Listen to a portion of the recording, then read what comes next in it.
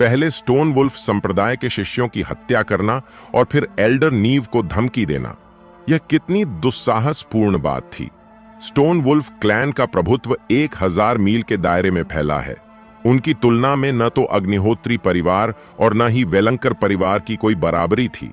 क्या शिवाय सीधे मौत को दावत दे रहा था? एल्डर नीव भी चौंक गया, क्योंकि शिवाय की निगाहें समुद्र की तरह गहरी और किसी अद्वितीय शक्ति के समान भव्य थीं। लेकिन उसे तुरंत एहसास हुआ कि उसके सामने खड़ा युवक असल में ऊर्जा संग्रहण क्षेत्र का एक साधारण मार्शल आर्टिस्ट ही है। वह गुस्से में हंस पड़ा और ठंडे स्वर में बोला, ओह, तो तुम मुझे मारना चाहते हो? मुझे कुछ करने की जरूरत नहीं है, तुम 5 दिनों में खुद मर जाओगे। शिवाय ने शांत भाव से उंगली दिखाते हुए कहा, लगभग 10 दिन पहले क्या तुम्हें मार्शल आर्ट का अभ्यास करते समय कोई समस्या नहीं हुई थी? एल्डर नीव का चेहरा तुरंत उतर गया। जैसा कि शिवाय ने कहा था, 10 दिन पहले साधना करते समय उन्हें अचानक ज्ञानोदय का अनुभव हुआ और उन्होंने जीवन प्रवाह क्षेत्र के 4थे स्तर तक पहुंचने की योजना बनाई। हालांकि वे असफल रहे और उनकी ऊर्जा शक्ति उनकी नसों में भटक गई। सौभाग्य से उन्होंने समय रहते खुद को रोक लिया और उन्हें ज्यादा नुकसान नहीं हुआ। इस बच्चे को यह कैसे पता चला? क्या उसने सिर्फ अनुमान लगाया था? शिवाय मुस्कुराया और बोला, अपनी बाईं पसली से 3 इंच नीचे दबाओ। एल्डर नीव की पहली प्रतिक्रिया उपहास की थी, लेकिन उनका हाथ अनायास ही बताई गई जगह पर चला गया। हल्के से दबाते ही उनके चेहरे के भाव फिर बदल गए। दर्द असहनीय था, जैसे शरीर के भीतर कुछ चुभ रहा हो। और अब पीठ की 7वीं कशेरुका आधा इंच दाईं ओर, शिवाय ने आगे कहा। एल्डर नीव ने वहां भी छूकर देखा और उसके माथे पर ठंडे पसीने की बूंदें आ गईं। यह बिल्कुल भी सामान्य नहीं था। तुम ऊर्जा के आवेश में पागल हो रहे हो और तुम्हें लगता है कि तुम ठीक हो, क्योंकि यह प्रक्रिया अब भी जारी है। शिवाय ने आत्मविश्वास भरी मुस्कान के साथ कहा, मैं तुम्हें बचा सकता हूं। एल्डर नीव ने दांत पीसते हुए कहा, ठीक है, मुझे इस स्थिति को ठीक करने का तरीका सिखाओ और मैं तुम्हें इस गुस्ताखी के लिए माफ कर दूंगा। एल्डर नीव! भूपेश चौंक गया और क्रोधित भी हुआ। क्या बिमल की मृत्यु व्यर्थ होने वाली थी? हम? एल्डर नीव ने उसे घूर कर देखा। उसकी आंखों में जानलेवा इरादा था। उसकी अपनी जिंदगी की तुलना में बिमल जैसे तुच्छ व्यक्ति की जान की क्या कीमत थी? भूपेश ने झट से अपना मुंह बंद कर लिया। जीवन प्रवाह क्षेत्र के एक शक्तिशाली विशेषज्ञ से बहस करने का मतलब था मौत को बुलावा देना। शिवाय ने सिर हिलाते हुए कहा, तुम कम से कम स्प्रिंग गैदरिंग दायरे के साधक हो। क्या तुम्हारा जीवन इतना सस्ता है? एल्डर नीव गुस्से से लाल था, लेकिन जब उसकी जिंदगी किसी और के हाथ में हो तो वह विरोध नहीं कर सकता था। उसने अपना गुस्सा दबाकर पूछा, तो फिर तुम क्या चाहते हो? शिवाय ने हल्की मुस्कान के साथ कहा, तो फिर हमें देखना होगा कि तुम कैसा प्रदर्शन करते हो। एल्डर नीव बेहद निराश था। वह स्टोन वुल्फ संप्रदाय का 9वां एल्डर और जीवन प्रवाह क्षेत्र का एक शक्तिशाली योद्धा था। उसे एक साधारण ऊर्जा संग्रहण क्षेत्र के साधक के इशारों पर क्यों नाचना पड़ रहा था? लेकिन जब शिवाय ने उसके प्रशिक्षण की विफलता से लेकर विशिष्ट इक्विपॉइंट्स के दर्द तक सब कुछ सटीक बता दिया था, तो उसे शिवाय की बातों पर अटूट विश्वास हो गया था। युवा स्वामी हान, आपके क्या निर्देश हैं? उसने विनम्रता से पूछा। युवा स्वामी हान शब्द सुनते ही हॉल में सन्नाटा टूट गया और लोग हैरान रह गए। स्टोन वुल्फ संप्रदाय का एक वरिष्ठ अधिकारी शिवाय को इतने सम्मान से संबोधित कर रहा था। शिवाय मुस्कुराया, क्या समाधान मिलने के बाद तुम मुझे मारने की योजना बना रहे हो? ऐसा कैसे हो सकता है? एल्डर नीव ने जबरदस्ती हंसने की कोशिश की, जबकि उसकी पीठ पसीने से भीग चुकी थी। शिवाय जानता था कि वह खुद को खतरे में नहीं डालेगा। वह एल्डर नीव का इलाज तो करेगा, पर उसे पूरी तरह ठीक नहीं करेगा।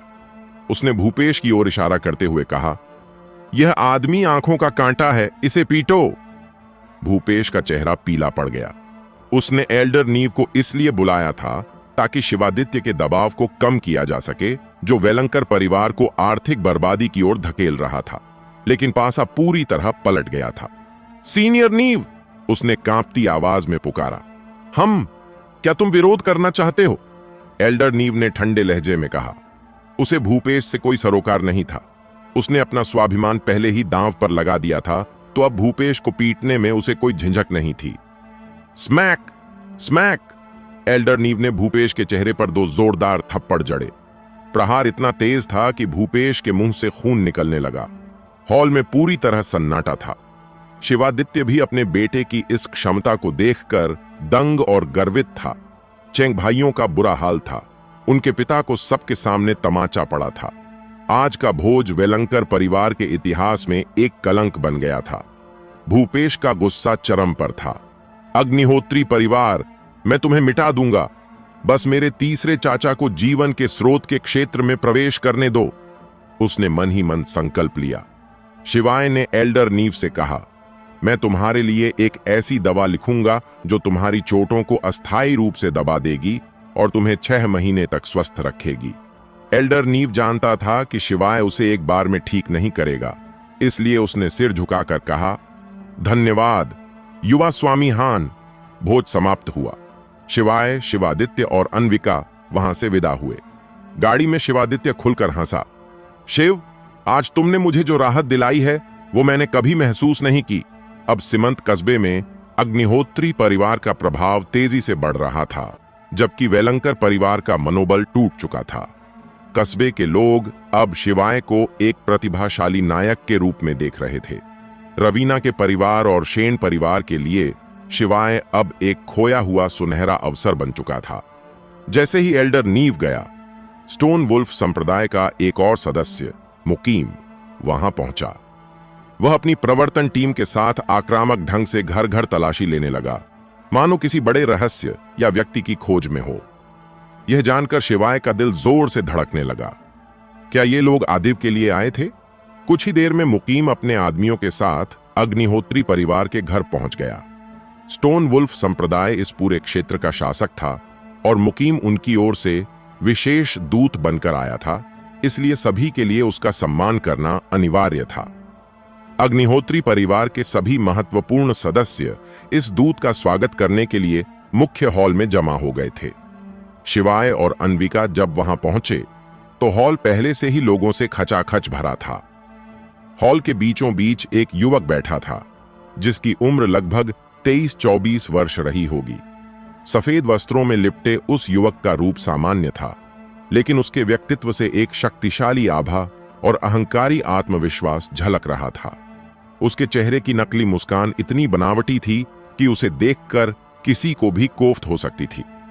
हॉल के बाहर काले वस्त्र पहने रक्षकों की एक कतार खड़ी थी, जो सभी ऊर्जा संग्रहण क्षेत्र के प्रारंभिक स्तरों पर थे।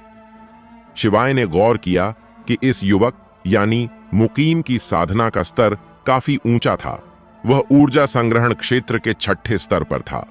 इस उम्र में इतनी प्रगति उसे शेन जियान और चेंग जियांग जैसे स्थानीय प्रतिभाओं से कहीं आगे खड़ा करती थी। कुलपति शिवादित्य, क्या पिछले महीने आपके परिवार का कोई सदस्य व्योम पर्वत पर गया था? मुकीम ने सीधे सवाल किया। शिवादित्य का दिल बैठ गया। उसे पता था कि शिवाय वहीं से लौटा है, लेकिन उसने अपना संयम बनाए रखा और शांत भाव से कहा, जहां तक मुझे जानकारी है, हमारे परिवार का कोई भी सदस्य व्योम पर्वत नहीं गया है। सौभाग्य से शिवाय अपनी यात्राओं में बेहद सतर्क रहता था, इसीलिए परिवार में किसी को भी उसके सटीक ठिकाने की खबर नहीं थी। स्थिति को संभालने के लिए शिवादित्य ने तुरंत उपहार स्वरूप चांदी के नोटों से भरा एक लकड़ी का बक्सा पेश किया, जिसमें कुल 2000 टाइल की बड़ी राशि थी। मुकीम ने बिना किसी झिझक के उसे स्वीकार कर लिया। धन मिलते ही उसके तेवर थोड़े नरम पड़े। उसने खड़े होकर कहा, मुझे 7वें एल्डर के आदेश पर एक अपराधी को पकड़ना है। यदि आपको व्योम पर्वत जाने वाले किसी भी व्यक्ति का पता चले तो मुझे सूचित करें। मैं अभी कुछ दिन यहीं रुकूंगा। जैसे ही मुकीम जाने के लिए मुड़ा, पृथ्वीपाल की जहरीली आवाज गूंजी, युवा स्वामी मुकीम, मुझे याद आया, हमारे परिवार का एक सदस्य 1 महीने से लापता था। शायद वह व्योम पर्वत ही गया हो। उसका नाम शिवाय है और वह हमारे कुलपति का बेटा है। पृथ्वीपाल की इस गद्दारी ने अग्निहोत्री परिवार के बाकी सदस्यों को भीतर तक झकझोर दिया। शिवादित्य का क्रोध 7वें आसमान पर था, लेकिन मुकीम ने तुरंत शिवाय की ओर रुख किया। क्या यह सच है? मुकीम ने पूछा। मैं अनुभव प्राप्त करने के लिए बाहर गया था, लेकिन मैं 7 विंड्स माउंटेन गया था, शिवाय ने आगे बढ़कर शांति से जवाब दिया। मुकीम ने कुछ पल शिवाय को बेहद ठंडी और पैनी नजरों से घूरा, फिर अचानक हंसते हुए उसके कंधे थपथपाए। इतना घबराओ मत, मैं बस पूछ रहा था, मुझे लगता है हमारी अच्छी दोस्ती होगी। मुकीम वहां से चला गया, लेकिन उसके पीछे छोड़ गया तनाव इतना गहरा था कि हॉल में मौजूद लोग पसीने से तरबतर थे। वह एक जहरीले सांप की तरह था। अग्निहोत्री परिवार से निकलने के बाद मुकीम के दिमाग में लालच का पहिया घूमने लगा। वह लड़का सिर्फ 16 साल का है और ऊर्जा संग्रहण क्षेत्र में पहुंच गया। 2 महीने पहले तक वह निकम्मा माना जाता था। निश्चित रूप से उसे कोई ईश्वरीय खजाना मिला है। उसने सोचा कि यदि वह उस खजाने को हासिल कर ले तो वह 20 साल के बजाय महज 1-2 साल में ही जीवन प्रवाह क्षेत्र में प्रवेश कर सकता है। लेकिन वह जानता था कि शिवाय ने 9वें एल्डर नीव के साथ संबंध बना लिए हैं, इसलिए वह सीधे हमला नहीं कर सकता था।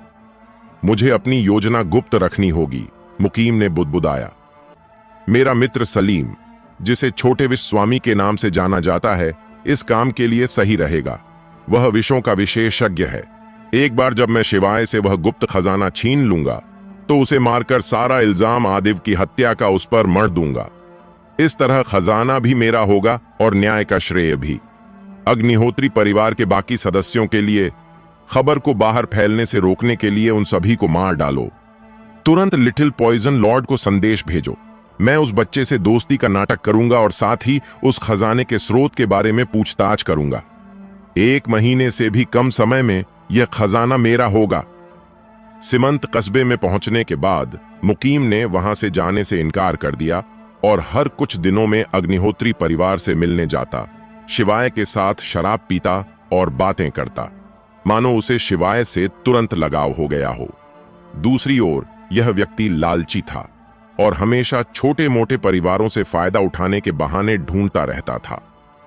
स्टोन वुल्फ कबीले की शक्ति और अपने नेतृत्व वाली प्रवर्तन टीम के डर का लाभ उठाकर वह हमेशा अपने इरादों में सफल हो जाता।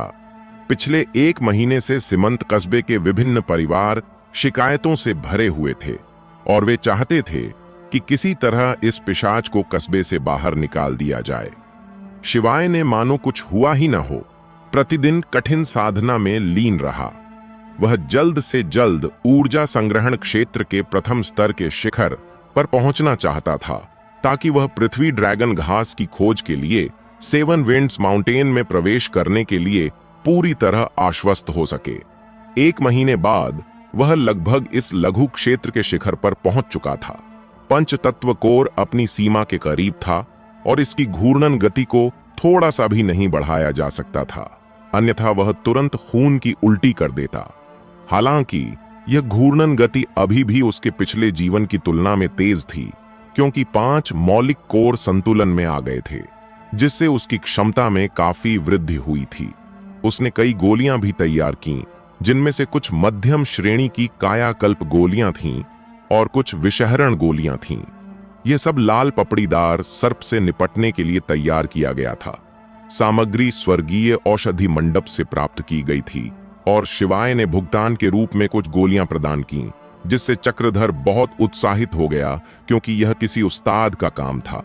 मेरी वर्तमान शक्ति एक साधारण 5वें स्तर के ची संग्रहण साधक के बराबर है, शिवाय मन ही मन सोचने लगा। एक दिव्य स्तर की आध्यात्मिक जड़ के कारण समान स्तर के योद्धाओं के बीच युद्ध में उसे पूर्ण लाभ प्राप्त था। 1 महीने में लघु स्तर को पूरा करना मेरी अपेक्षा से धीमा है, लेकिन फिर भी अन्विका से तेज है, शिवाय ने सोचा। हालांकि सीमंत कस्बा बहुत छोटा था और वहां ऊर्जा संग्रहण क्षेत्र के मार्शल आर्टिस्टों की साधना गति बढ़ाने वाली गोलियां या कच्चा माल मिलना असंभव था। खटखट खटखट।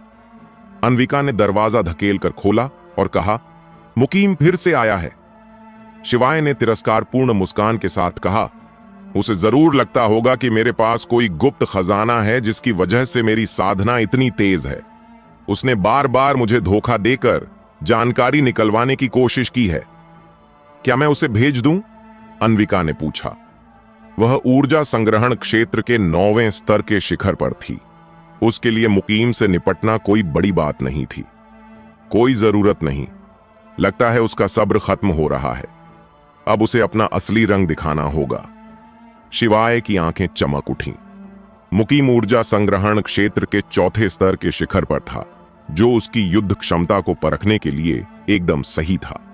वह और अन्विका हॉल की ओर चले, जहां शिवादित्य, पृथ्वीपाल और उसका पोता पहले से बैठे हुए थे। पृथ्वीपाल के चेहरे पर एक नापाक मुस्कान थी। शिवाय ने सोचा, पृथ्वीपाल के वंश का भी पूरी तरह सफाया कर देना चाहिए। हॉल में मुकीम के अलावा काले वस्त्र पहने एक और युवक था, जिसका चेहरा किसी लाश की तरह भावहीन था। भाई शिव, हमसे मिले हुए कुछ दिन हो गए, आप कैसे हैं? मुकीम खड़ा हो गया। उसकी निगाहें अन्विका के मोहक रूप पर टिक गईं, जिनमें वासना झलक रही थी। उसने कसम खाई कि शिवाय को मारने के बाद वह इस सुंदरी को हासिल कर लेगा। शिवाय ने हल्की मुस्कान से कहा, धन्यवाद, सब अच्छा है। शिवादित्य ने चाय परोसने का आदेश दिया, जबकि मुकीम ने शिवाय को स्टोन वुल्फ गेट देखने के लिए आमंत्रित किया। शिवाय ने चाय का कप उठाया और उसके चेहरे के भाव बदल गए। यह चाय जहरीली थी। दवाइयों का सम्राट होने के नाते उसे विष की गहरी समझ थी। स्नैप! शिवाय ने अपनी हथेली घुमाई और ऊर्जा शक्ति के एक प्रवाह से शिवादित्य के हाथ में मौजूद चाय का कप भी चकनाचूर कर दिया। शिव! शिवादित्य स्तब्ध रह गया। चाय में जहर है, शिवाय ने कहा। शिवादित्य की आंखें तन गईं। उसने तुरंत पृथ्वीपाल की ओर देखा। पृथ्वीपाल बिल्ली की तरह उछल पड़ा। शिवादित्य, इसका क्या मतलब है? क्या तुम मुझ पर जहर देने का आरोप लगा रहे हो? वह डरा हुआ था, क्योंकि स्टोन वुल्फ संप्रदाय के अतिथि को जहर देना मौत की सजा के बराबर था। शिवादित्य ने चिढ़कर कहा, पृथ्वीपाल, मैंने अब तक तुम्हें बर्दाश्त किया, लेकिन इस बार तुमने हद पार कर दी है। यह वह नहीं है। शिवाय ने सिर हिलाया। इस तरह का जहर ये निकम्मे लोग नहीं बना सकते। पृथ्वीपाल और प्रथम बेहद क्रोधित थे, लेकिन आरोपी बनने से बचने के लिए उन्होंने चुप रहना ही बेहतर समझा। फिर जहर किसने दिया? शिवादित्य ने पूछा। शिवाय ने मुकीम की ओर देखा। भाई मुकीम, क्या आप समझाने वाले नहीं हैं?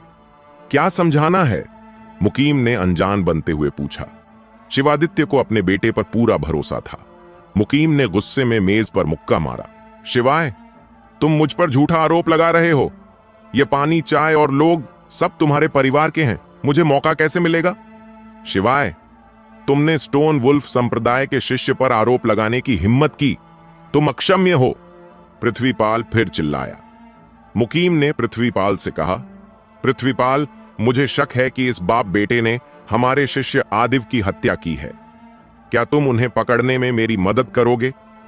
मैं युवा गुरु मुकीम के आदेशों का पालन करने के लिए तैयार हूं। पृथ्वीपाल प्रसन्न होकर बोला, तुम शिवादित्य को व्यस्त रखो, मैं उस बच्चे को देख लूंगा।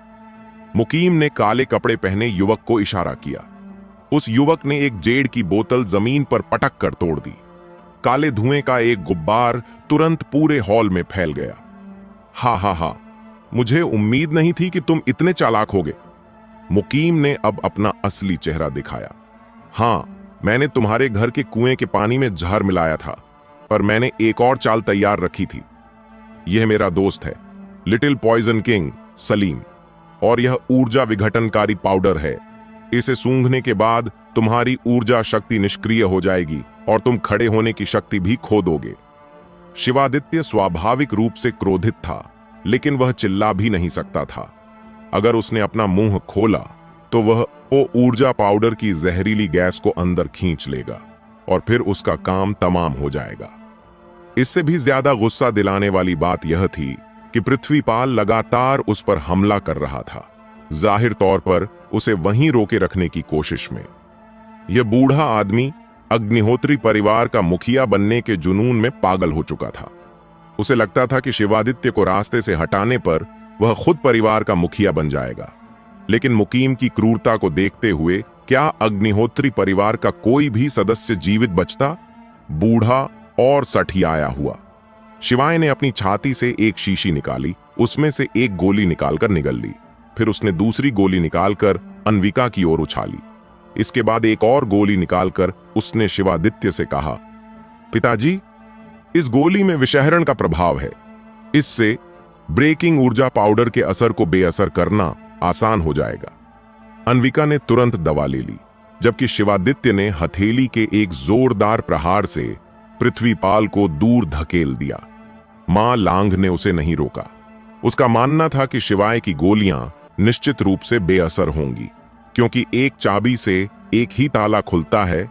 वैसे ही हर विषनाशक केवल एक विशिष्ट प्रकार के जहर के खिलाफ ही काम करता है। वह यह कैसे मान सकता था कि शिवाय के पास संयोग से उसी ब्रेकिंग ऊर्जा पाउडर का विषनाशक मौजूद है? हा, उन्हें सोचने दो कि वे ठीक हो सकते हैं। वो ऊर्जा पाउडर को सूंघते ही उनकी सांसें उखड़ने लगेंगी और फिर उन्हें पछतावा होगा। शिवादित्य ने गोली ली और तुरंत निगल ली। उसे अपने बेटे पर पूरा भरोसा था। गोली लेने के बाद उसने सामान्य रूप से सांस लेना शुरू कर दिया। अन्यथा अगर वह अपनी सांस रोके रखता तो ज्यादा देर तक लड़ नहीं पाता। काले वस्त्र पहने उस युवक सलीम ने तिरस्कारपूर्ण मुस्कान दी। वह एक रसायन शास्त्री था, लेकिन उसने अपनी विद्या का इस्तेमाल अच्छे कामों में नहीं किया था। इसके बजाय वह तरह तरह के विष बनाता और लोगों को मारने के नए तरीकों पर शोध करता था। यह ब्रेकिंग ऊर्जा पाउडर बाजार में मिलने वाले साधारण उत्पादों से बिल्कुल अलग था। इसमें कई तरह के विष मिलाए गए थे, जो न केवल ऊर्जा शक्ति को रोकते और शारीरिक ताकत को नष्ट करते थे, बल्कि आंतरिक अंगों को भी गंभीर नुकसान पहुंचाते थे। यही इसे अत्यंत प्राणघातक बनाता था। अगर वह इतना जहरीला न होता तो उसे छोटा विष स्वामी, लिटिल पॉइजन लॉर्ड की उपाधि कैसे मिलती?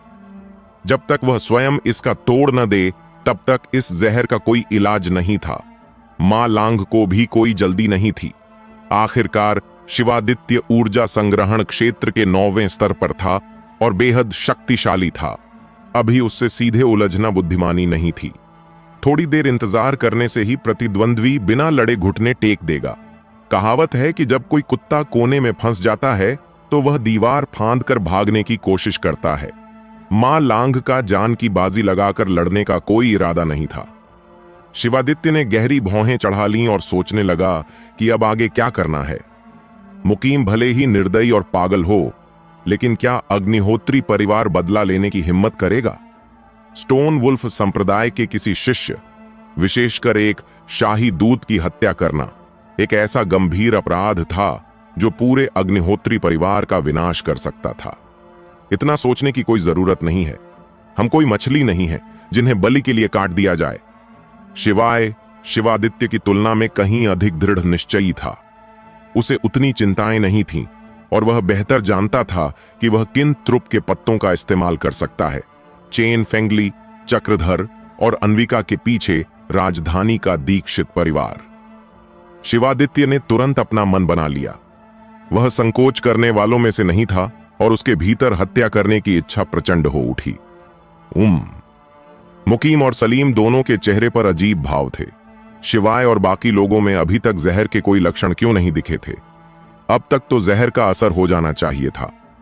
क्या ऐसा हो सकता है कि जो गोलियां उन्होंने अभी ली हैं, उन्होंने सचमुच उनके शरीर से विष को खत्म कर दिया हो? तभी पृथ्वीपाल चीखते हुए जमीन पर गिर पड़ा। उसके हाथ पैर फड़फड़ा रहे थे और दर्द के कारण उसका चेहरा बुरी तरह बिगड़ गया था। प्रथम भी उसी हालत में जमीन पर पड़ा तड़प रहा था। विषनाशक! पृथ्वीपाल दर्द से कराह उठा। ऊर्जा शक्ति को नष्ट करने वाले इस पाउडर ने न केवल उसकी ऊर्जा शक्ति को सोख लिया था, जिससे वह पूरी तरह कमजोर हो गया, बल्कि इसका विष इतना तीव्र था कि वह उसके आंतरिक अंगों को गला रहा था। इसी असहनीय दर्द से वह चीख रहा था। यह स्पष्ट नहीं था कि वह शिवाय से दवा मांग रहा था या मुकीम को कोस रहा था। प्रथम बोलने में पूरी तरह असमर्थ था। केवल गले से खांसने जैसी खुरदुरी आवाजें निकाल पा रहा था। उसका शरीर ठंडे पसीने से भीग गया था और वह भयानक पीड़ा में था। मुकीम और सलीम ने उन दोनों को पूरी तरह नजरअंदाज कर दिया। उनकी नजरें केवल आश्चर्य से शिवाय पर टिकी थीं। यह स्पष्ट था कि उस युवक की गोलियों में वास्तव में विषनाशक प्रभाव था। लेकिन सवाल यह था कि क्या यह महज एक संयोग था कि उसकी गोलियों ने ब्रेकिंग ऊर्जा पाउडर के असर को बेअसर कर दिया, या क्या इस बच्चे की गोलियों में कई तरह के जटिल विषों को काटने की क्षमता थी। उसने खुद ही यह मुसीबत मोल ली है, शिवाय ने पृथ्वीपाल पर ताना मारते हुए कहा। उसकी आंखों में जरा भी सहानुभूति नहीं थी। उसने मां लांघ की तरफ देखा और बोला, पिताजी, आप उस छोटे जहर के सरगना से निपटिए। क्यों ना मैं इस आदमी का काम देख लूं? क्या तुम यह कर सकते हो? शिवादित्य थोड़ा चिंतित था। मुकीम ऊर्जा संग्रहण क्षेत्र के छठे स्तर पर था, जो उसके बेटे के स्तर से कहीं अधिक था, जिसने अभी अभी इस क्षेत्र में प्रवेश किया था। चिंता मत करो पिताजी, शिवाय ने आत्मविश्वास भरी मुस्कान के साथ कहा। हम प्रवर्तन दल कहां है? मुकीम जोर से चिल्लाया। जब बात यहां तक पहुंच ही गई थी तो बल प्रयोग के अलावा कोई विकल्प नहीं था। एक झटके के साथ काले कपड़े पहने के 1 दर्जन हथियारबंद आदमी बाहर से अंदर कूद पड़े। उन सभी के चेहरों पर हत्या का प्रबल इरादा झलक रहा था। इस बच्चे और उस औरत को छोड़कर बाकी सभी को मौत के घाट उतार दो, मुकीम ने आदेश दिया। वह जानता था कि शिवादित्य ऊर्जा संग्रहण क्षेत्र के 9वें स्तर का एक शक्तिशाली योद्धा था, लेकिन उनके पास संख्या बल था और जीत की पूरी संभावना थी। जी जनाब, काले वस्त्र पहने पुरुषों ने कड़े स्वर में उत्तर दिया और अपने हथियार निकालकर शिवादित्य की ओर तान दिए। शिवादित्य निडर था। वह ऊर्जा संग्रहण क्षेत्र के 9वें स्तर का योद्धा था। कुछ निम्न स्तर के साधारण योद्धा अपनी भारी संख्या से भी उसकी बराबरी कैसे कर सकते थे? उसने एक लंबी दहाड़ लगाई और उन काले वस्त्र पहने आदमियों पर टूट पड़ा। मुकीम ने उसमें हस्तक्षेप नहीं किया। वह शिवाय के चारों ओर घूमते हुए बोला, मुझे मानना पड़ेगा, तुमने मुझे हैरान कर दिया है। तुमने वास्तव में नन्हे विष स्वामी के विष को बेअसर कर दिया। मुझे पक्का यकीन हो गया है कि तुम्हें कोई प्राचीन खजाना मिला है, जिसमें साधना बढ़ाने वाली बहुमूल्य गोलियां और उच्च स्तरीय विषनाशक दोनों मौजूद हैं। अन्यथा तुम्हारी साधना इतनी जल्दी नहीं बढ़ती और तुम ब्रेकिंग ऊर्जा पाउडर से बच नहीं पाते। लेकिन अब ये सब मेरे हैं। उसने लालची निगाहों से शिवाय को घूरा। शिवाय ने बस मुस्कुराते हुए कहा, तुम्हें इससे सिर्फ मौत ही मिलेगी। बकवास, मुकीम ने गाली दी और शिवाय पर झपटा।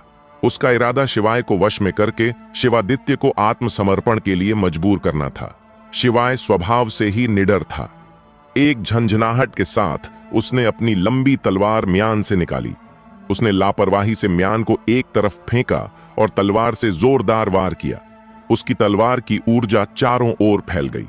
क्या तलवार छी? मुकीम ने हैरानी से कहा। उसका शरीर तुरंत पीछे हट गया और उसकी भौहें तन गईं। उसने शिवाय की ओर देखकर कहा, मुझे उम्मीद नहीं थी कि तुम तलवार छी बना पाओगे। तुम पहले तो बस एक निकम्मे थे, लेकिन अब तुमने तलवार छी भी बना ली है। मैं तो यह देखने के लिए और भी ज्यादा बेताब हो रहा हूं कि तुम्हें जो खजाना मिला है वह कितना अद्भुत है। अब मुझे अपनी असली काबिलियत दिखानी होगी। उसने अपनी कमर से घुमावदार तलवार निकाली और उसे तेजी से घुमाया, जिससे तलवार की ऊर्जा का एक भयानक विस्फोट हुआ। उसने घमंड से कहा, ची का सृजन केवल तुमने नहीं किया है। जो लोग ऊर्जा का अभ्यास करते हैं उन्हें अपनी शक्ति पर गर्व करने का पूरा अधिकार है। शिवाय ने सिर हिलाते हुए अधीरता से कहा, तुम कब तक लगातार बकवास करते रहोगे? हम यह बात कहने पर तुम्हें बहुत पछतावा होगा। मुकीम हवा में उछला। उसकी घुमावदार तलवार चमक उठी। एक झटके के साथ तलवार की आभा नाच उठी, मानो उसने एक साथ 2 बार वार किया हो। उसकी छठे स्तर की ची गैदरिंग शक्ति के साथ मिलकर यह प्रहार वास्तव में खौफनाक था। अन्विका ने अनजाने में अपनी मुट्ठियां भींच लीं। उसके चेहरे पर स्पष्ट घबराहट थी। वह जानती थी कि शिवाय बहुत शक्तिशाली था, लेकिन मुकीम आदिव से कहीं अधिक श्रेष्ठ था। मुकीम ऊर्जा संग्रहण क्षेत्र के छठे स्तर पर था, शिवाय से पूरे 5 स्तर ऊपर। उसकी राय में केवल मार्शल आर्ट कौशल और अनुभव इस भारी अंतर की भरपाई नहीं कर सकते थे। शिवाय को खुद पर इतना भरोसा था कि वह उसे रोक तो नहीं सकती थी, लेकिन वह अपने मन को शांत नहीं कर पा रही थी। वह चाहती थी कि जल्दी से जाकर शिवाय की जगह ले ले। शिवाय ने जोर से सांस ली अपनी लंबी तलवार उठाई और दो तलवारों की ऊर्जाएं एक दूसरे को काटती हुई निकली। दो तलवार ऊर्जाएं! मुकीम की आंखें फटी रह गईं। क्या गजब की समझ है! लेकिन उसने तुरंत मन ही मन उपहास किया। दो तलवार ऊर्जाएं होने से क्या फर्क पड़ता है? वह ऊर्जा संग्रहण दायरे के छठे स्तर पर था। शक्ति में उसके पास जबरदस्त बढ़त थी, जिसकी भरपाई महज एक अतिरिक्त तलवार ऊर्जा से नहीं हो सकती थी। उसने अपनी तलवार चलाने की मुद्रा को बनाए रखा और शिवाय पर पूरी ताकत से वार किया। काटना! तलवार और कृपाण आपस में टकराईं, जिससे तुरंत ही आश्चर्यजनक रूप से चमकदार चिंगारियां उठीं। दोनों हथियारों की ऊर्जा भी आपस में टकराई और एक दूसरे को नष्ट करने लगी, लेकिन शिवाय की तलवार ऊर्जा का प्रभाव अधिक तीव्र था और वह मां लांघ की ओर बढ़ती रही। खून की हल्की सी छींट के साथ मुकीम की छाती पर एक गहरा घाव उभर आया। अविश्वास से भरे चेहरे के साथ वह लड़खड़ाता हुआ पीछे की ओर जा गिरा। तुमने अभी अभी ऊर्जा संग्रहण क्षेत्र में प्रवेश किया है। तुम्हारे पास इतनी शक्ति कैसे है? उसने विस्मय से कहा। इस संघर्ष के दौरान वह समझ गया था कि उसके प्रतिद्वंद्वी की शक्ति ऊर्जा संग्रहण क्षेत्र के 5वें स्तर के बराबर थी। शिवाय ने मात्र 2 महीनों में शरीर परिष्करण के दूसरे स्तर से ऊर्जा संग्रहण के 5वें स्तर तक कैसे प्रगति कर ली? मुकीम इसे किसी भी कीमत पर स्वीकार नहीं कर पा रहा था। क्योंकि मैं एक प्रतिभाशाली व्यक्ति हूं।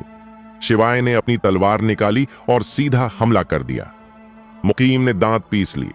वह खुद को प्रतिभाशाली मानता था और किसी और का यह दावा उसे स्वाभाविक रूप से बेहद नाराज कर रहा था।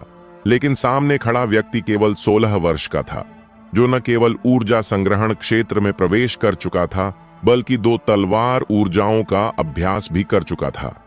उस पर प्रतिभाशाली की उपाधि वास्तव में सटीक बैठती थी। धिक्कार है! उसे बिल्कुल यकीन नहीं हो रहा था कि एक निकम्मा अचानक इतना ज्ञानी बन सकता है। जरूर ऐसा इसलिए हुआ था क्योंकि शिवाय को कोई ऐसा खजाना मिल गया था जिसने एक मूर्ख को प्रतिभाशाली बना दिया। इससे उस खजाने को पाने की उसकी लालसा और भी बढ़ गई। वह खजाना मेरा है, सिर्फ मेरा। ईर्ष्या से उसकी आंखें लाल हो गई थीं। एक झटके के साथ वह आगे की ओर झपटा। उसकी घुमावदार तलवार खून जैसी लाल रोशनी से चमक उठी। क्रिम्सन सरपेंट किल! उसने दहाड़ लगाई। यह उसका अंतिम दांव था। स्टोन वुल्फ संप्रदाय का एक गुप्त रहस्य और एक उच्च श्रेणी की पीली मार्शल आर्ट तकनीक। यदि वह 7वें एल्डर का सबसे प्रिय शिष्य न होता, तो ऊर्जा संग्रहण क्षेत्र में उसे यह तलवारबाजी की तकनीक कभी नहीं सिखाई जाती। स्टोन वुल्फ संप्रदाय में उच्च श्रेणी की पीली मार्शल आर्ट सबसे श्रेष्ठ गुप्त तकनीक थी और ऐसा कहा जाता था कि केवल संप्रदाय का नेता ही इस अद्वितीय तकनीक का अभ्यास कर सकता था।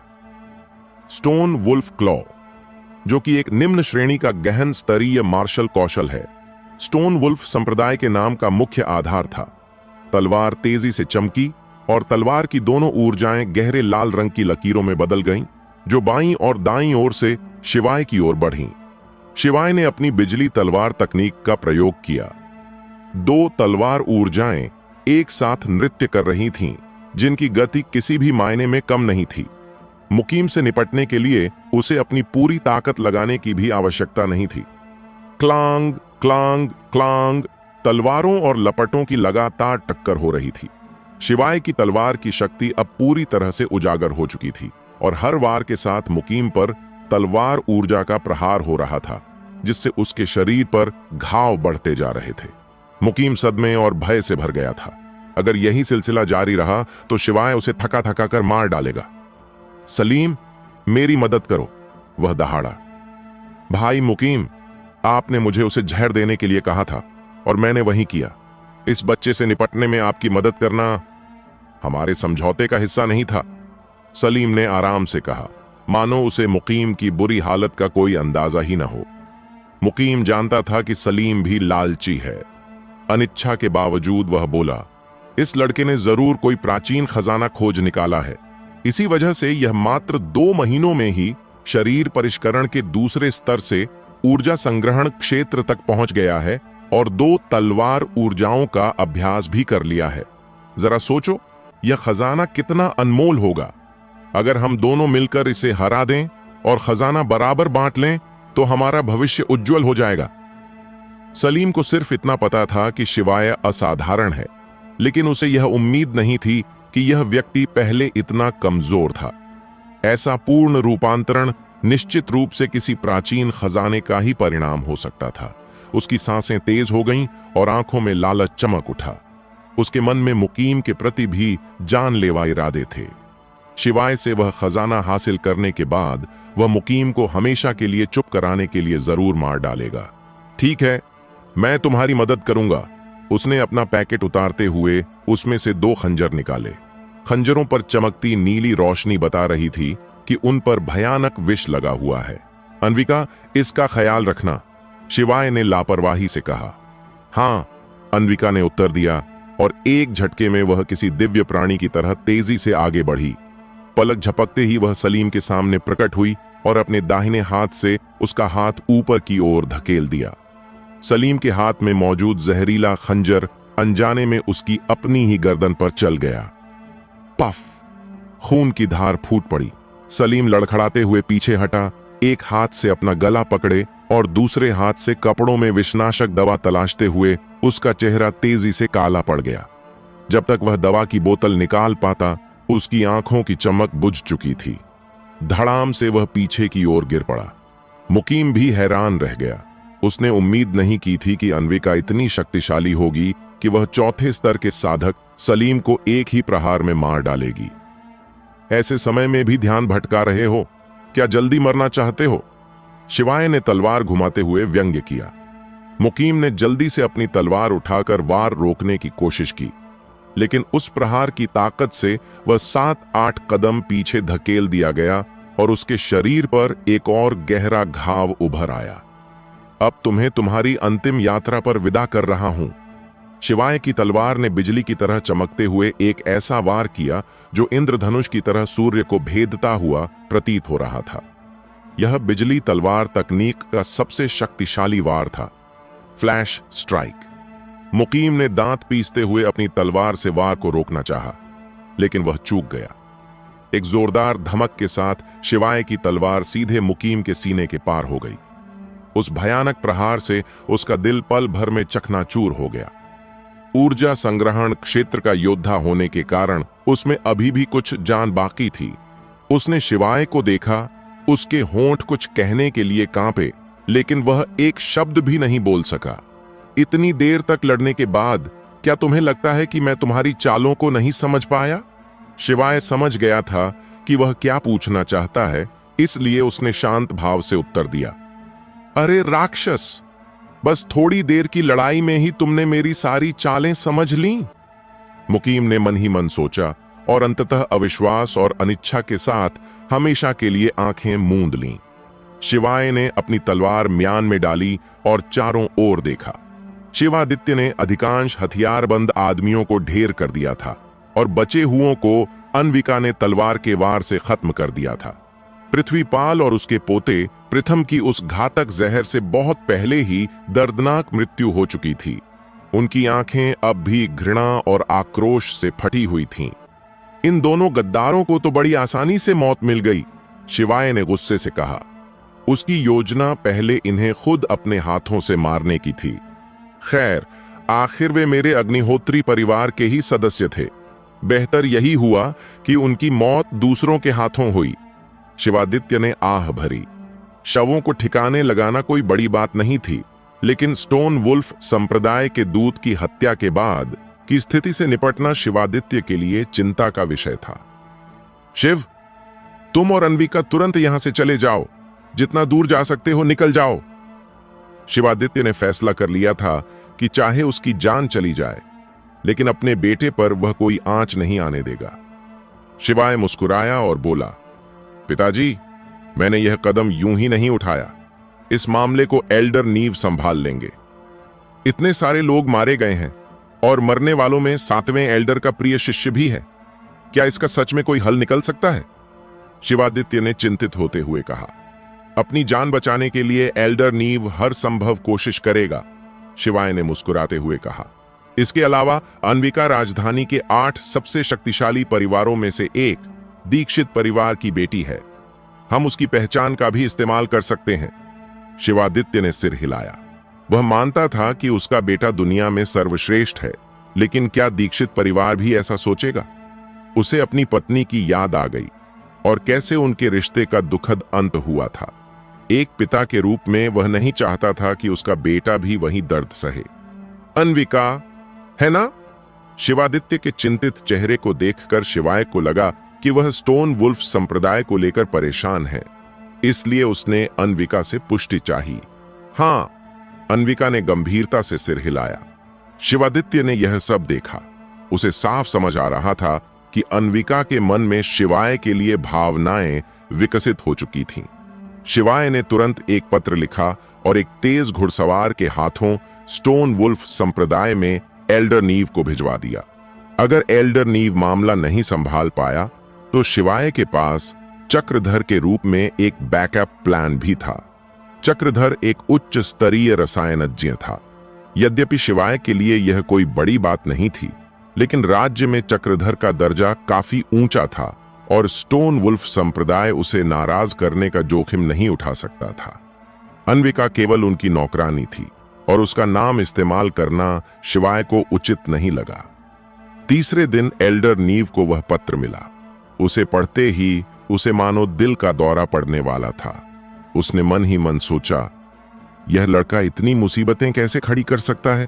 इसने पहले बिमल को मारा और अब इसने मुकीम और पूरी प्रवर्तन टीम का ही सफाया कर दिया। बिमल की मृत्यु जायज थी। वह केवल एक शिष्य था और जब तक एल्डर नीव इस मामले को तूल नहीं देता कोई समस्या नहीं थी। लेकिन मुकीम 7वें एल्डर का शिष्य था और वह भी सबसे उत्कृष्ट। भला इस बड़ी समस्या का समाधान कैसे हो सकता था? शिवादित्य के पास एल्डर नीव पर भरोसा करने के अलावा कोई विकल्प नहीं था, क्योंकि अब उसका जीवन भी शिवाय से जुड़ चुका था। शिवाय को नहीं पता था कि एल्डर नीव ने स्थिति को कैसे संभाला, लेकिन 2 दिन बाद ही जवाब आ गया कि चिंता की कोई बात नहीं है। अब जब यह मामला सुलझ गया था, शिवाय ने 7 विंड्स माउंटेन में प्रवेश करने का फैसला किया। नव वर्ष आने में बस 1 महीना बाकी था और ग्रेट वैन मार्शल आर्ट्स प्रतियोगिता में प्रथम स्थान हासिल करने के लिए उसे अपनी साधना को कम से कम ऊर्जा संग्रहण के 4थे स्तर तक बढ़ाना आवश्यक था। 7 विंड्स माउंटेन अत्यंत विशाल था। पूर्व से पश्चिम तक लगभग 1000 मील और उत्तर से दक्षिण तक लगभग 400 मील में फैली यह पर्वत श्रृंखला वर्षा साम्राज्य के उत्तरी महाद्वीप की सबसे बड़ी पर्वत श्रृंखला थी। यह पर्वत न केवल राक्षसी जीवों का घर था, बल्कि यहाँ दुर्लभ आध्यात्मिक जड़ी बूटियां भी प्रचुर मात्रा में थीं। यहाँ कभी कभी बहुमूल्य धातुएं भी पाई जाती थीं, जिनसे उच्च स्तरीय हथियार गढ़े जा सकते थे। इसी कारण कई साधक प्रशिक्षण और खजाने की खोज के लिए यहाँ आते थे, लेकिन हर साल कई लोग अपनी जान भी गंवा बैठते थे। कुछ राक्षसों का शिकार बनते, कुछ कठोर वातावरण की भेंट चढ़ते और कुछ अपने ही लालची साथियों द्वारा मारे जाते। हालांकि किसी के पास सटीक आंकड़े नहीं थे, लेकिन सभी मानते थे कि आधे से अधिक मौतें साथी मार्शल आर्टिस्टों के धोखे के कारण होती थीं। इसलिए 7 विंड्स माउंटेन में सबसे बड़ा खतरा जंगली जानवर नहीं, बल्कि खुद इंसान थे। एक दिन की यात्रा के बाद शिवाय और अन्विका हाटी कस्बे में पहुंचे।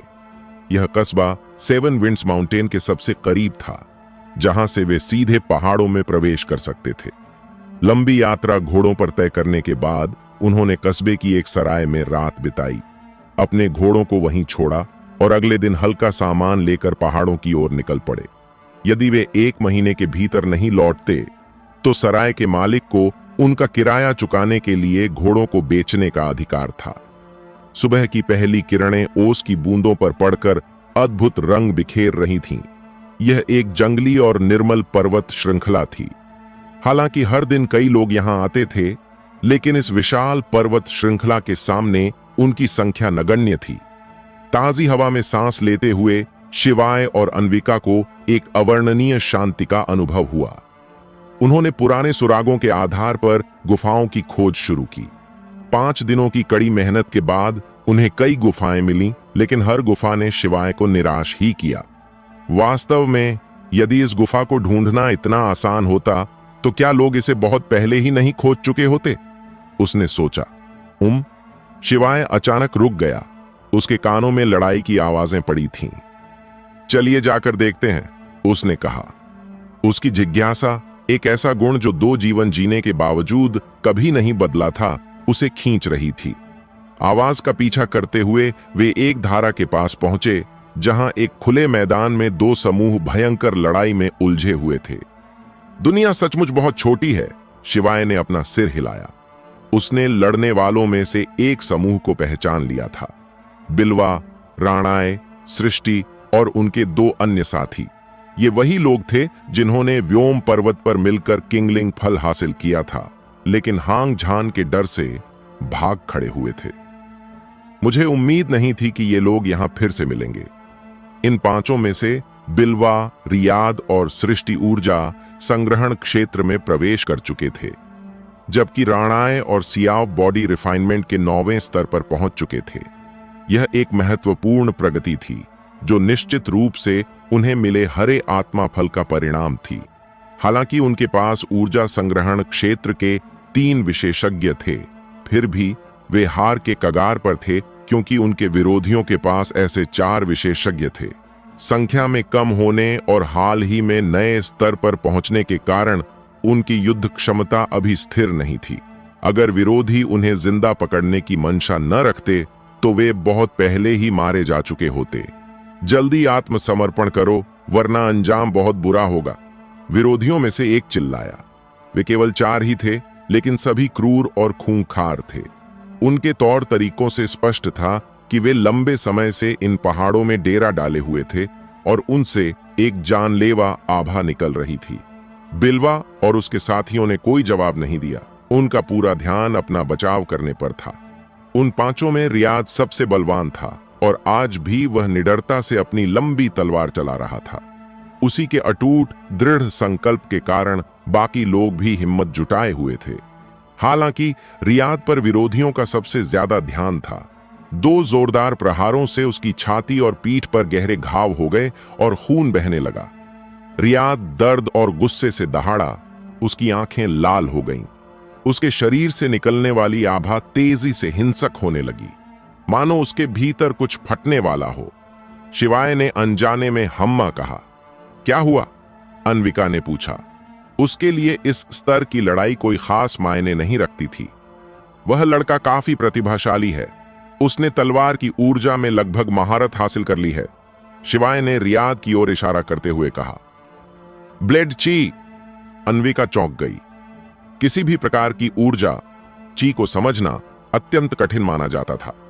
अधिकांश विशेषज्ञों का मानना था कि इसे केवल चरम भावनाओं जैसे अत्यधिक खुशी, गहरा दुख, अंतहीन क्रोध या घोर निराशा के तहत ही जागृत किया जा सकता है।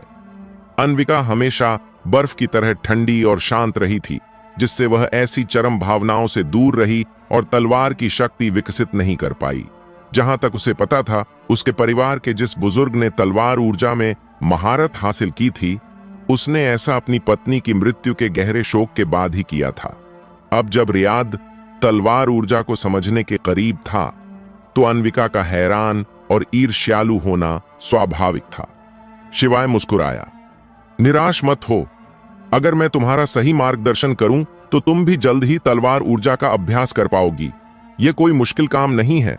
उसके लिए तलवार का प्रकाश उत्पन्न करना तो कठिन था, लेकिन असली चुनौती तलवार के हृदय पर महारत हासिल करना थी। यह कोई मुश्किल काम नहीं है। अन्विका ने फिर से अपनी आंखें घुमा लीं।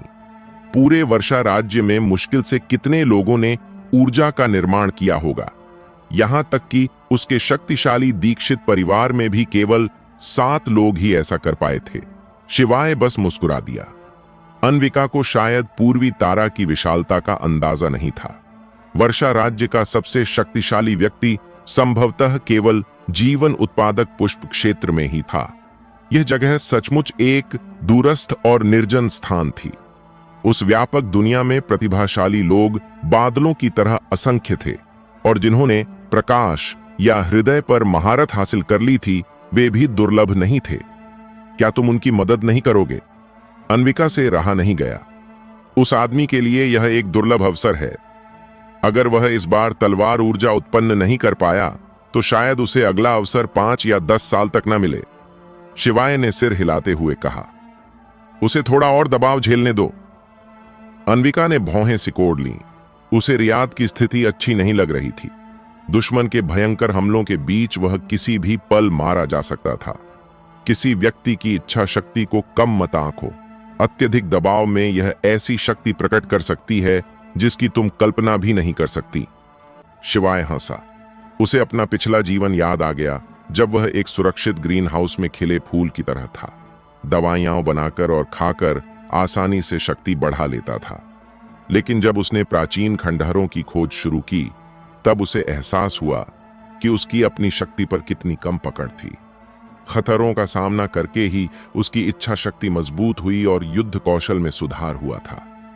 ब्रश। प्रकाश की एक चकाचौंध भरी किरण चमकी, मानो शिवाय के शब्दों की पुष्टि हो गई हो। निराशा की कगार पर खड़े रियाद ने तलवारबाजी की एक अद्भुत तकनीक का प्रदर्शन किया। इससे भी अधिक आश्चर्यजनक बात यह थी कि इस प्रहार के साथ प्रकाश की एक और किरण प्रकट हुई, मानो उसने एक साथ 2 तलवारें चलाई हों। ये 2 वार नहीं थे, दूसरा वार तलवार की ऊर्जा थी। पफ! किसी को उम्मीद नहीं थी कि रियाद अचानक ऊर्जा की एक धार छोड़ देगा। उसके एक प्रतिद्वंद्वी को तुरंत चोट लगी और उसके बाएं कंधे से खून की धार फूट पड़ी। अच्छा, बिलवा और बाकी तीनों का हौसला बढ़ गया, लेकिन रियाद लड़खड़ा गया। उसकी शक्ति लगभग समाप्त हो चुकी थी। यह आखिरी प्रहार उसकी निराशा और क्रोध का चरम विस्फोट था, जो अप्रत्याशित रूप से तलवार ऊर्जा में बदल गया था। लेकिन अब वह इतना थक चुका था कि उसमें और लड़ने की हिम्मत नहीं थी। उसका दाहिना हाथ बेजान सा लटक गया था और वह मुश्किल से अपनी तलवार पकड़ पा रहा था। बॉस, इस बच्चे ने सचमुच तलवार ऊर्जा विकसित कर ली है। हम इसे जिंदा नहीं छोड़ सकते। दुश्मनों में से एक चिल्लाया। उन चारों का सरदार एक हट्टा कट्टा आदमी था, जिसकी घनी भौहें थीं और बाएं हाथ की 2 उंगलियां कटी हुई थीं। उसने सिर हिलाते हुए कहा, यह लड़का आगे चलकर बड़ी मुसीबत बनेगा। अगर हम इसे मार दें तो हम इससे फिरौती नहीं वसूल पाएंगे। हे, अगर हम इन 4 मोटी भेड़ों की फिरौती की रकम बढ़ा दें तो इस आदमी के हिस्से की भरपाई हो जाएगी। शायद हम इसकी लाश के बदले भी कुछ चांदी ले सकें। वे चारों आपस में बातें कर रहे थे। रियाद की तलवार ऊर्जा से वे शुरू में चौंक गए थे, लेकिन अपनी बेहतर ताकत के बल पर उन्होंने तुरंत खुद को संभाल लिया। तुम लोग भागो, मैं तुम्हारी रक्षा करूंगा। रियाद ने अपनी लंबी तलवार को मुश्किल से उठाते हुए भारी आवाज में कहा। उसकी आंखों में दृढ़ संकल्प था। वाह, प्रेम की शक्ति सचमुच महान है, शिवाय ने प्रशंसा की। उसने पिछली बार भी देखा था कि रियाद सृष्टि को पसंद करता था। तलवार ऊर्जा को जागृत करने की उसकी क्षमता शायद इसलिए सामने आई क्योंकि उसे डर था कि जिसे वह प्यार करता है उसे कोई नुकसान न पहुंच जाए। इस डर ने उसे अत्यधिक भावुक कर दिया था। बेशक तीव्र भावनाएं ऊर्जा के निर्माण के लिए अनिवार्य नहीं है, लेकिन ऐसी परिस्थितियों में मनुष्य अक्सर अपनी पूरी क्षमता का उपयोग करते हैं। अब तुम अपनी चाल चल सकते हो, है ना? अन्विका ने फिर से उसकी तरफ देखा। उसे अक्सर लगता था कि यह 16 साल का लड़का उम्र से कहीं ज्यादा परिपक्व था। शिवाय ने एक लंबी दहाड़ लगाई और मैदान में छलांग लगा दी। शिवाय! उसे देखकर बिलवा और उसके साथियों को पहले तो खुशी हुई, लेकिन फिर निराशा छा गई। पिछली बार शिवाय केवल बॉडी रिफाइनमेंट के 7वें स्तर पर था। महज 2 महीनों में क्या वह ऊर्जा संग्रहण क्षेत्र में प्रवेश कर सकता था? शरीर परिष्करण के 9वें स्तर का कोई योद्धा ऊर्जा संग्रहण क्षेत्र के योद्धा का मुकाबला नहीं कर सकता। यह मार्शल आर्ट का अटल नियम है। उन्होंने उम्मीद भरी नजरों से चारों ओर देखा, शायद कोई और भी हो। अन्विका ऊर्जा संग्रहण क्षेत्र के 9वें स्तर पर थी। उसे देखकर उनकी उम्मीद जाग उठी। आह! शिवाय ने जानबूझकर लंबी आह भरी। तुम्हारे चेहरों के भाव देखकर मुझे बहुत दुख हो रहा है। बच्चे, तुम खुद को क्या समझते हो? कटी हुई उंगली वाले गिरोह के सरगना ने शिवाय पर चिल्लाते हुए कहा। उसकी नजरें थोड़ी विचलित थीं।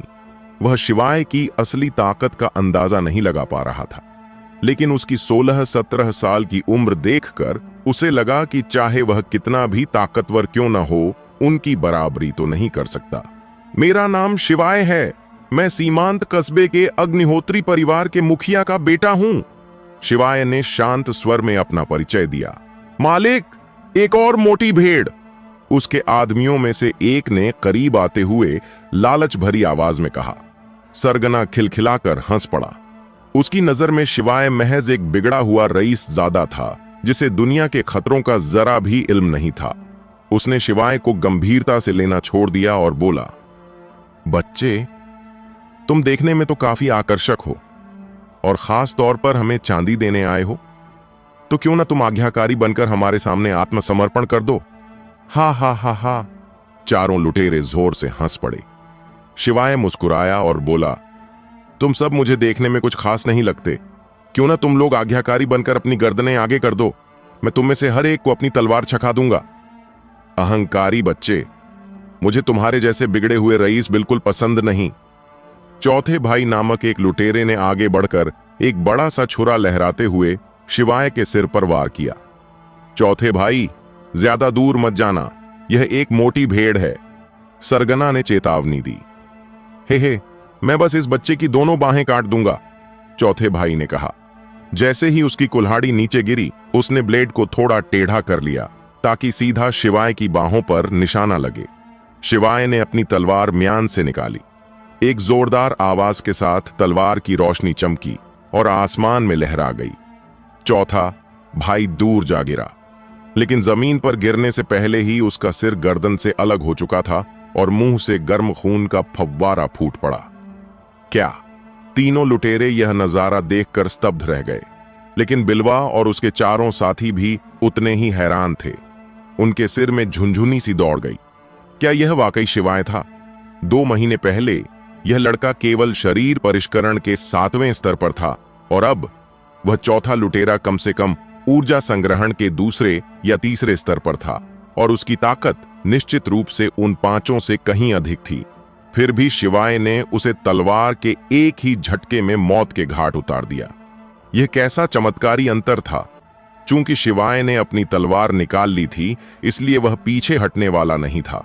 वह तेजी से आगे बढ़ा और सरगना समेत तीनों बचे हुए लुटेरों की ओर झपटा। ऐसा इसलिए हुआ होगा क्योंकि चौथा भाई लापरवाह था। बिल्कुल सही, यह नन्हा सा बच्चा हमारा क्या बिगाड़ लेगा। उसे मार डालो, चौथे भाई का बदला लो। तीनों ने अपने हथियार लहराए और एक भयंकर दृश्य उत्पन्न करते हुए आगे बढ़े। लेकिन दुर्भाग्यवश शिवाय के सामने वे बेहद कमजोर साबित हुए। कटी हुई उंगली वाले सरगना को छोड़कर बाकी 2 केवल दूसरे स्तर पर थे। शिवाय की शक्ति, जो ऊर्जा संग्रहण के 5वें स्तर के बराबर थी, के सामने उनकी क्या बिसात थी। यह एक महत्वपूर्ण स्तर का अंतर था और कोई भी मार्शल आर्टिस्ट जानता था कि यह अंतर कितना बड़ा होता है। शिवाय को अपनी तलवार की शक्ति का पूरा उपयोग करने या बिजली की तलवार तकनीक को सक्रिय करने की कोई आवश्यकता नहीं पड़ी। उसने बस मौके का फायदा उठाया और हर एक वार में एक लुटेरे को ढेर कर दिया। सरगना समेत तीनों को दया की भीख मांगने तक का मौका नहीं मिला, इससे पहले कि शिवाय ने उन सभी का सफाया कर दिया। बिलवा और बाकी चारों को लगा जैसे वे कोई सपना देख रहे हों। दिन भर इन 4 लुटेरों के खिलाफ उन्होंने अपनी जान बचाने के लिए पूरी ताकत लगा दी थी, और वह भी सिर्फ इसलिए क्योंकि लुटेरे उन्हें जिंदा पकड़कर फिरौती मांगना चाहते थे। लेकिन शिवाय ने एक ही झटके में उन्हें ऐसे मार गिराया जैसे वह कोई खेल खेल रहा हो। शिवाय, नहीं भाई शिव, तुम्हारा बहुत बहुत धन्यवाद। तुम्हारी वजह से ही हम इतनी बड़ी मुसीबत से बच पाए। कुछ पल के आश्चर्य के बाद वे तुरंत शिवाय के चारों ओर जमा हो गए और दिल से उसका आभार व्यक्त किया। शिवाय ने मुस्कुराते हुए उनका अभिवादन स्वीकार किया।